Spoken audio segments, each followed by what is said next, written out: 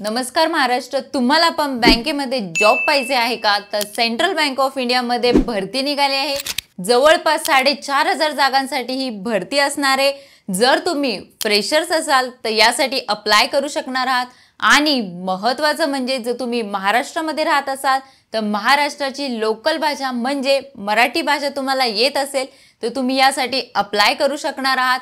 आणि महाराष्ट्रामध्ये जवळपास सर्वच जिल्ह्यांमध्ये ही भरती असणार आहे। मग यासाठी कोण कोण अप्लाय करू शकणार आहे, वयाची अट काय असणार आहे, सिलेक्शन प्रोसेस काय असणार आहे, फी क्रायटेरिया काय असणार आहे, पात्रता काय असणार आहे, याबद्दल संपूर्ण माहिती पाहिजे असेल तर नक्की चॅनल सबस्क्राइब करा। चला तर बघूया डिटेल मध्ये।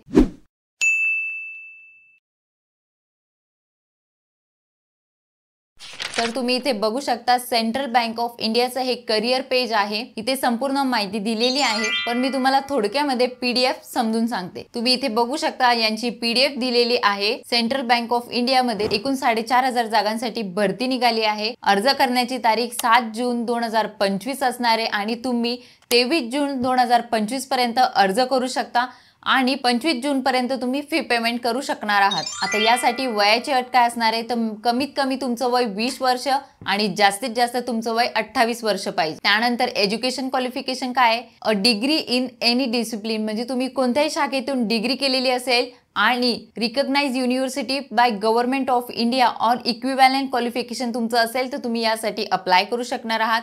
आता याचं ड्युरेशन काय असणार आहे तर 12 महिन्याचं याचं ड्युरेशन असणार आहे। 12 महिन्यासाठी अप्रेंटिसशिप असणार आहे। आता वयामध्ये रिलॅक्सेशन दिलेलं आहे, जसं की तुम्ही बघू शकता शेड्यूल कास्ट मध्ये 5 वर्षाचं सूट दिलेली आहे। अदर बॅकवर्ड क्लास साठी 3 वर्षाची सूट दिलेली आहे। म्हणजे जसं की जे हँडिकॅप वगैरे आहे त्यांच्यासाठी 10 वर्ष, 13 वर्ष आणि 15 वर्षाची सूट दिलेली आहे। आता सिलेक्शन प्रोसेस काय असणार आहे तर तुमची ऑनलाईन एक्झाम होणार आहे। त्यामध्ये तुम्हाला क्वांटिटेटिव्ह ॲप्टिट्यूड 15 प्रश्न 15 मार्कासाठी असणार आहे, लॉजिकल रिझनिंग 15 प्रश्न 15 मार्कासाठी असणार आहे, कम्प्युटर नॉलेज 15 प्रश्न 15 मार्कासाठी असणार आहे, इंग्लिश लँग्वेज 15 प्रश्न 15 मार्कासाठी असणार आहे। त्यानंतर बेसिक रेंटल प्रोडक्ट्स 10 प्रश्न 10 मार्कासाठी असणार आहे। त्यानंतर बेसिक रिटेल ॲसेट प्रोडक्ट्स 10 प्रश्न 10 मार्कासाठी असणार आहे, बेसिक इन्व्हेस्टमेंट प्रोडक्ट्स 10 प्रश्न 10 मार्कासाठी आणि बेसिक इन्शुरन्स प्रोडक्ट्स 10 प्रश्न 10 मार्कासाठी असणारे। 100 प्रश्न असणारे 100 मार्कासाठी आणि 60 मिनिटं असणारे तुम्हाला परीक्षा देण्यासाठी। आता फी किती असणार आहे तर तुम्ही इथे बघू शकता पीडब्ल्यूबीडी कॅन्डिडेट साठी 400 प्लस जीएसटी एवढी फी असणार आहे।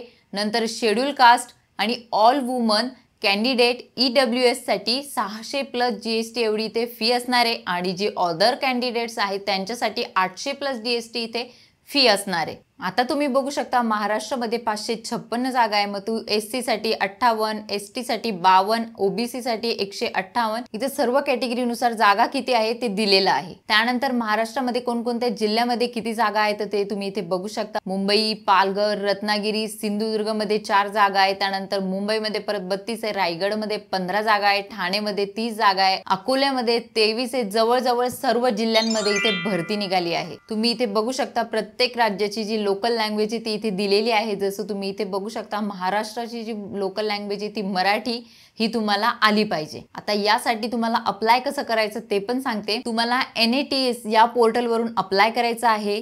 त्यासाठी तुम्हाला पहिले रजिस्ट्रेशन करायचं आहे। स्टुडंट रजिस्ट्रेशन वर क्लिक केल्यानंतर इथे तुम्हाला तुमचं Aadhaar card, valid personal email ID, mobile number, passport size photograph, त्यानंतर आधार सीडेड, त्यानंतर बँकेचे डॉक्युमेंट, त्यानंतर क्वालिफाईड डिग्री, प्रोव्हिजनल सर्टिफिकेट, त्यानंतर first page of bank passbook, नंतर बँकेच्या अकाउंटचं स्टेटमेंट हे सर्व तुम्हाला देणं मॅन्डेटरी आहे। त्यानंतर तुम्हाला इथे येस करायचं आहे।